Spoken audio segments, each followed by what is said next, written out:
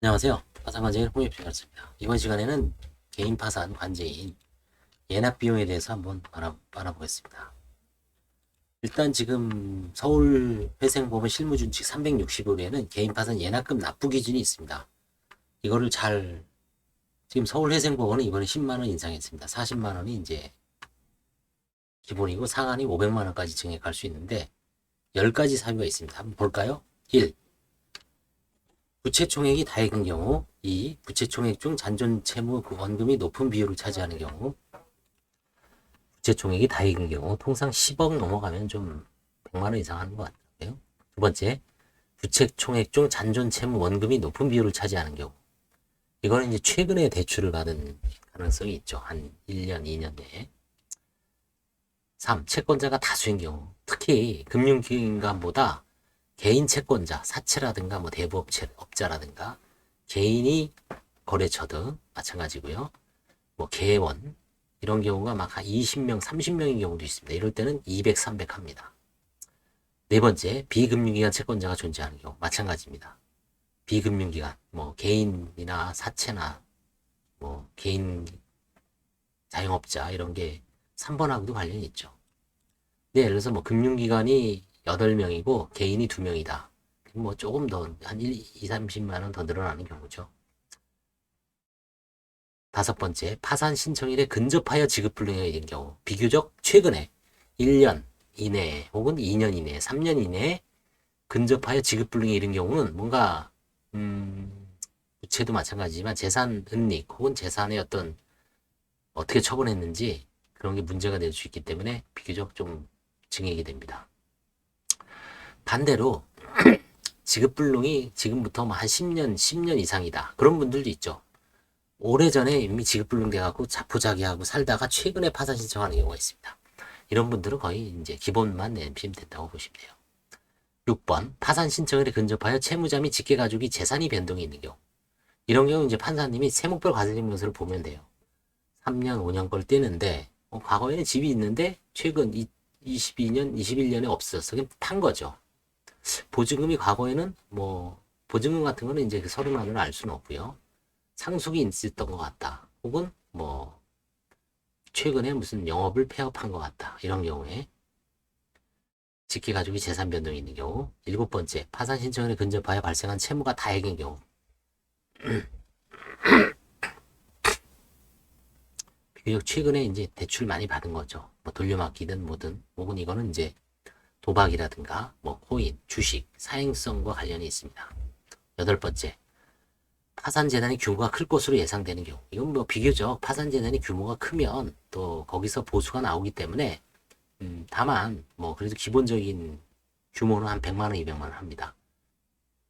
뭐 경매가 진행 중이다든지 그 다음 아홉 번째, 부인권 대상 행위가 있는 것으로 예상되는 경우.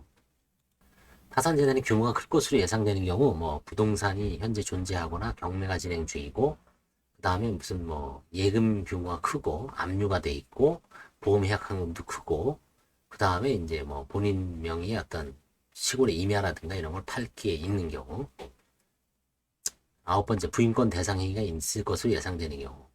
그거는 이제 알 수 있죠. 뭘 팔아서 누구누구 지인이 빚을 갚았다. 진술서에 나옵니다.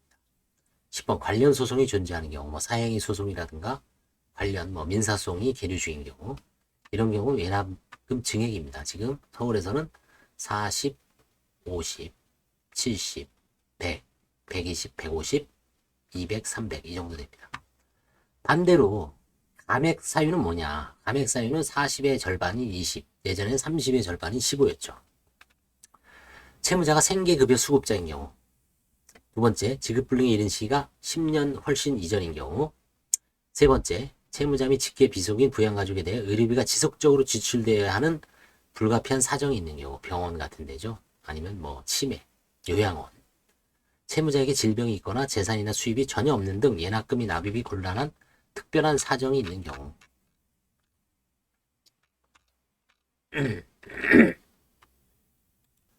그래서 이걸 보고 한번 보겠습니다. 현재 서울해상법인은 예납금 선임을 위한 예납금을 원칙적으로 이제 40으로 승계했습니다. 올라왔습니다. 조사 업무의 난이도, 채무자의 경제적 사정을 고려하여 적절히 가감하고 있다.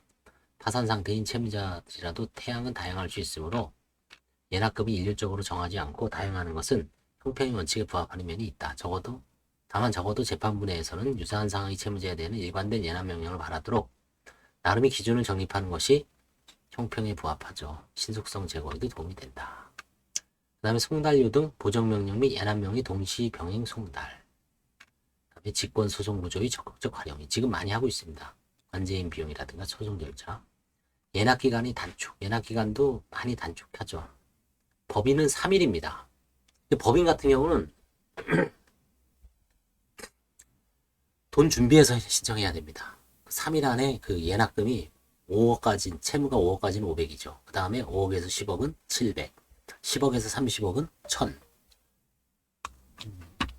그래서 예납금, 아주, 그래서 개인 파산에서도 상담을 할 때 예납금이 어느 정도 수준이 나온다는 걸 예상을 해서 미리 좀 알려서 그 시점에는 그 정도 돈은 바로 낼 수 있도록 준비를 해놓는 게 좋죠. 그다음에 신속한 기각 결정 및 제도의 고안 인정. 이건 이제 빨리 예납을 안 하면은 바로 기각시켜서 다시 내면은 다시 살리는 경우. 그거 얘기하는 겁니다. 왜냐면 예납금 미납을 이유로 한 기각 결정이 내려지면 대부분 즉시 항고를 하면서 예납금을 납부하는 경우가 많은데 서울해상법원은 일반적으로 제도의 고안을 넓게 인정하여 원결정을 취소하고 파산 절차를 진행하고 있습니다. 개인 파산 성공의 경우 법인 파산과는 다르게 대량성을 인하여 사건마다 파산 성공 요건이 갖춰질 때마다 파산 성공하는 것이 현실적으로 불가능하죠. 그래서 재판부별로 모아놨다가 한 번에 80에서 100건을 취합하여 일률적으로 선고를 합니다.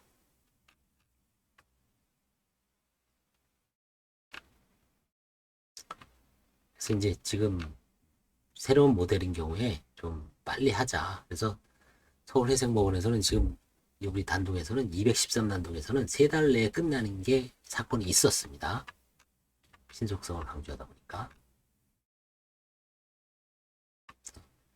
이번 시간에는 관제인이 예납금의 가감에 대해서 주로 알아봤습니다. 감사합니다.